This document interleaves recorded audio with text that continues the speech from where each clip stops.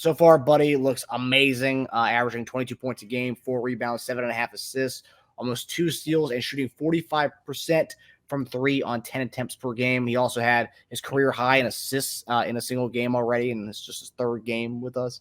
So thought that was pretty cool. But obviously, we hope Embiid gets better to come back to play with Buddy. And recently, Buddy said some stuff about Embiid, saying, quote, Joel Embiid's a guy that controls the whole game, and he controls the game in a positive way. Whether it's slow or fast, I'm excited to adjust to that. But when that time comes, you need a short period of time because you need to adjust. That's the fun part of being a professional. It's always a new challenge, so I'm up for it. So far, I mean, what are your guys' thoughts on Buddy? And also, how do you see him adjusting when Embiid returns? Well, I mean, his game travels because of his ability to shoot the ball. So it travels. I mean, he can fit in almost any system.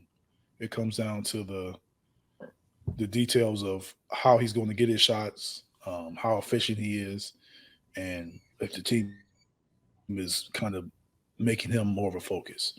I think with Joel out, he's becoming more of a focus, handling the ball more than I expected. Yeah.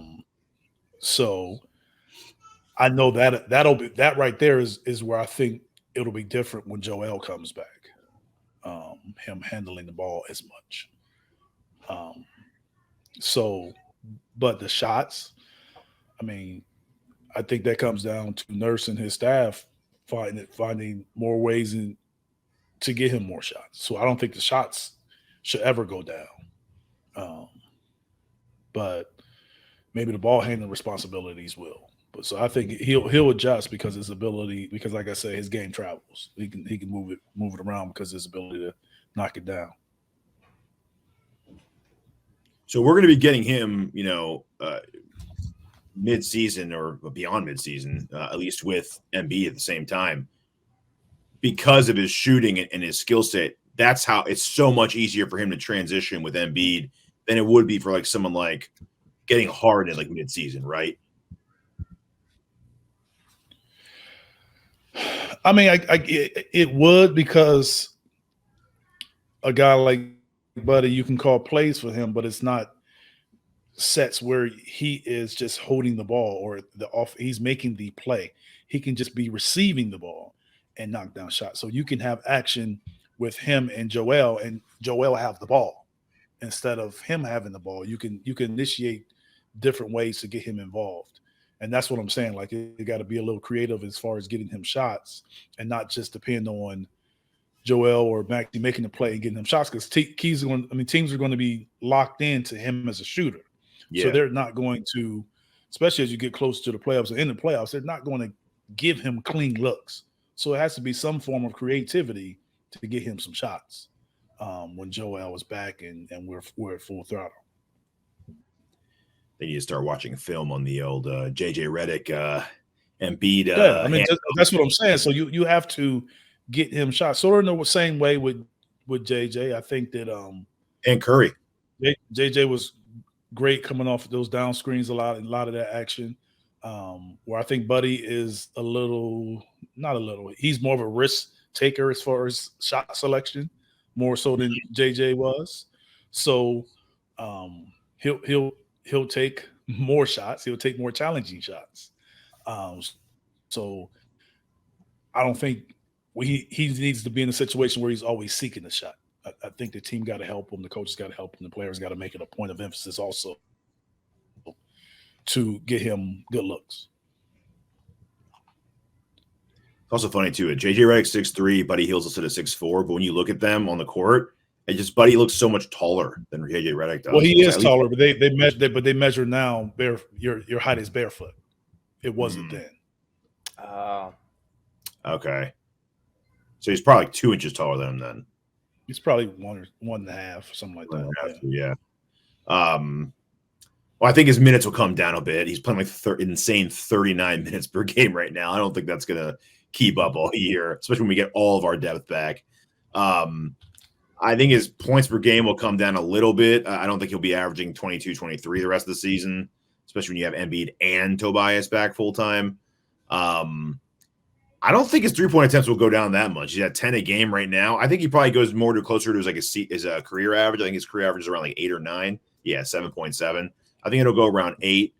I think the ease of his shot selection will go up a lot. I think his shots will become a lot because he's taking some tough ones because he's having to create most of his shots right now. I think he'll have a lot more open catch and shoot opportunities when he has Embiid and Tobias in the court at the same time.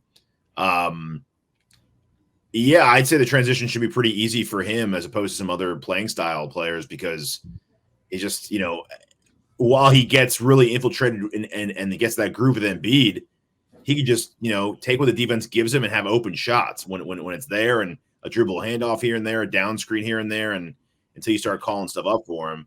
And it's like Buddy's not a ball hog at all, so he can make an impact by just hitting open threes. Just taking those while he gets, more of a groove with them.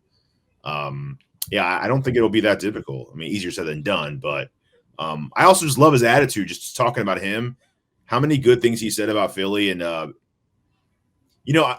most guys say a lot of really nice things when they go to a new city, when they get acquired. It just seems to me that like Buddy's been wanting to come here for a long time, like a very long time. And from the way he talked to his agent when she called him in the middle of the night, his reaction, it was very genuine. And it just seemed like this is where he's want to be for quite a while. And I think he fits really, really well. If you take, and I'm counting the Lillard trades, I'm counting all offseason. If you take the last year of trades, I might say Hield to the Sixers might be the best player/fit trade in the NBA in the last year. And that's with Lillard and Giannis because as great Giannis, I mean, Lillard's obviously the better player, but I don't think it was the better fit.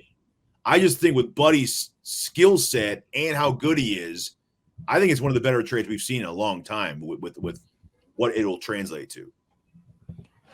Yeah, I mean, I get what you're saying. I mean, it's what makes it more of a fit is you look at Dame. I think Dame and Giannis are a good fit. The issue is they gave up Drew Holiday to make that happen. Mm-hmm. Whereas the Sixers didn't give up a starter to make that happen. So some of it is the fit, but it's also you didn't have to give away any of your top 8 players to get a top 5 player. Know what I'm saying? So they gave away their second best player to get their second best player. Yeah, that's what I'm saying. Yeah. Whereas here you didn't get that. So I think it's even more so than the fit, it was necessarily getting him and what you had to give up. Yeah. So hell of a trade. And that's why, guys on the end last year, their deal, expiring contracts are valuable. Yeah. That's why. Yeah.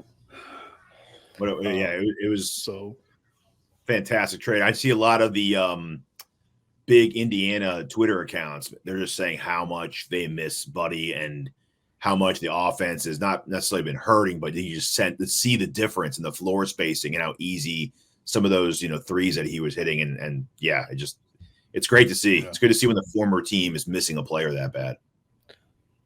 Well, the weeks leading up to that trade, they were starting to face him out. Like he was barely getting any minutes. He was getting like 10 to 15 minutes a game, like the week or two leading up to. Yeah, I mean, that's why I said they started playing the younger guys. They started playing the younger guys who were playing well, and brought them a different energy, and so you kind of seen the writing was on the wall. Not necessarily because of how he was playing; it was just the direction the team was going. They were just going younger, and when your best players are younger, then it's easy to do that. And when they got Siakam, it was really, to me, that was really what changed it when they got him. You knew they were going to go on the youth movement after that. I mean, why play in the older guys if you feel the younger guys are close enough?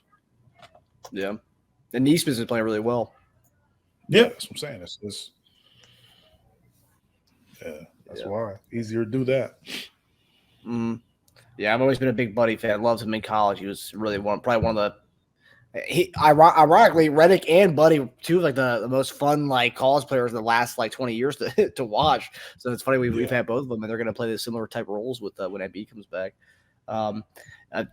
Keith Pompey, the Philadelphia Inquirer, he did a mailbag yesterday, and someone asked him, with Daryl Morey clearing with going to clear the cap space route, are there any players currently on the team you feel strongly that will stay or leave in the offseason? And he said, I feel strongly about Maxey and Hield coming back and with Embiid as well. But I believe Tobias Harris is gone. So he thinks Buddy Hield's going to be one of the guys who stays in the squad. Do you guys agree that Buddy would be one of the guys who does stay with Maxey and Embiid? I have no idea. I mean, I would think that they want him to come back. And I would think that he would want to, I don't know why you would want to leave and you got Maxey and Joel. Yeah. It kind of fits where he's at. So I could see him wanting to do that and then them wanting to have him. I mean, it's like Teja said, it's a fit. So, but I wouldn't necessarily say Tobias is out because we never know. Yeah. What he's willing to sacrifice to stay. We don't know that. We don't know what Hield is willing to sacrifice to kind of have a better team. So we don't know. Yeah. That's the one thing too. Buddy's been consistent about wanting to come to Philadelphia, writing Instagram posts, like commenting on different things like 4 years ago. And then when we played Sacramento, I think he went up to Doc, and you could see Doc saying, "Yeah, we tried to get you. We tried to get you." You could see him saying that to him during a game. So he's finally in Philadelphia. So hopefully he sticks around longer than just the half a season. Yeah. Well, we waited and got him for 3 seconds. So yeah. There you go. I wonder how much we had to give up then to get him, but it wasn't any less than 3 seconds. I'll tell you that much. Yeah.